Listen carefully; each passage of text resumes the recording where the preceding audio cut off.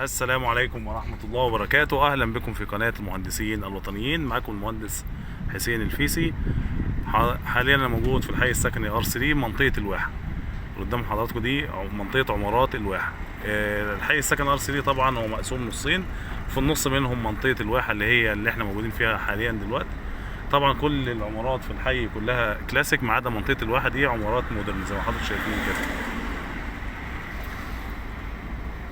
ده كده البرج الايقوني قدام حضراتكم في الصوره، والمبنى اللي قدام حضراتكم ده كده السنترال الخاص بالحي السكني ار 3.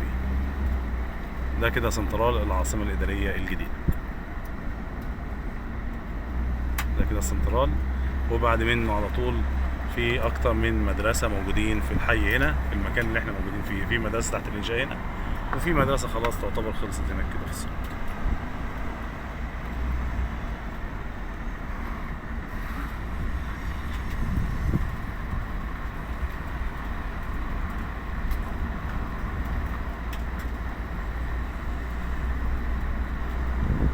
دي مدرسة تحت الإنشاء، ودي مدرسة تانية تعتبر خلصانة هنا. الحي السكني ار 3 يعتبر أول الأحياء اللي تسلم فيها شقق في العاصمة الإدارية الجديدة.